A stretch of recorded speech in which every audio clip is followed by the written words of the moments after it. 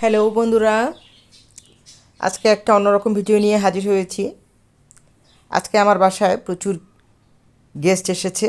Guest মানে আমার colleague, আমার প্রিন্সিপাল ম্যাডাম। এরা সবাই এসেছে আজকে।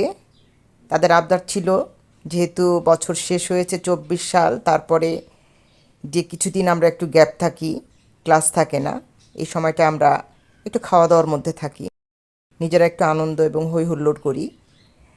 আজকে তারা আবদার করেছিল আমার বাসায় নাকি সবজি খিচুড়ি খাবে। শরীরটা একটু অসুস্থ, তারপরেও জাস্ট একটু রান্নাবান্না করেছি, খালাকে দিয়ে তরকারি টরকারি কাটিয়ে নিয়েছি।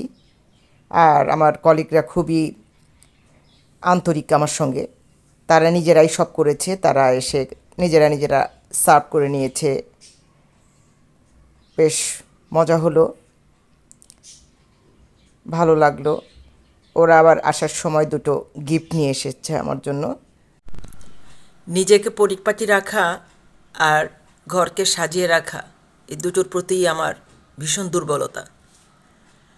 আমার সহকর্মীরা এটা নিয়ে এসেছে, বাবুই পাখির বাসা, ভিতরে জীবন্ত গাছ, আর এগুলো তো আগেই ছিল। আর এনেছে এই যে লাকি বেম্বর গাছটা, চমৎকার দুটো গিফট। আর ছেলেও অনেক হেল্প করেছে। ছেলে বাসায় ছিল, কাজের চাপ কম ছিল, যার জন্য অনেক হেল্প করেছে। এই হচ্ছে মালা বৌদি, লিতু, তারপরে আছে পর্ণা, পলি, সাবরিনা, সুইটি, নাসরিন।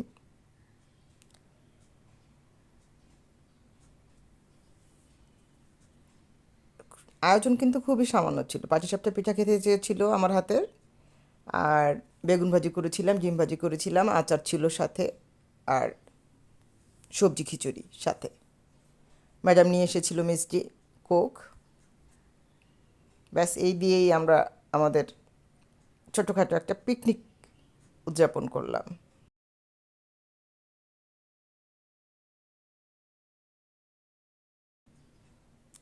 আয়োজন যাই থাকুক না কেন বন্ধুরা, একসাথে এ রোজিকে দেখা গেল, একটু আগে যে ছিল রোজি।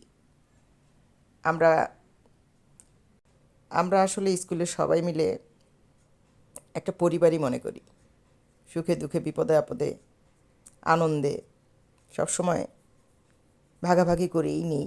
খাওয়া দাওয়া তো আছেই, এক একজন এক একভাবে খাইয়ে থাকি, আমরা খেয়ে থাকি। ওরাই নিচ্ছিল, সার্ভ করছিল, আমি শুধু প্রিন্সিপাল ম্যাডামকে একটু দিয়ে আসলাম। খুবই ব্যস্ত ছিলাম বন্ধুরা, তাই ভিডিওটা আমি করতে পারিনি। ভিডিও করেছে মালা বৌদি আর আমাদের ভ্লগার সাবরিনা। আর এখানে রুমাও আছে, আমাদের অফিস সহকারী, সুইটিও অফিস সহকারী।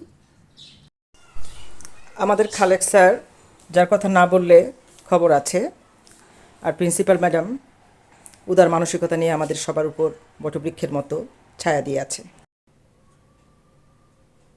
সবাইকে অসংখ্য ধন্যবাদ আমার বাসায় আসার জন্য, এবং আজকের ভিডিওটা কেমন লাগলো অবশ্যই কমেন্টস করে জানিও।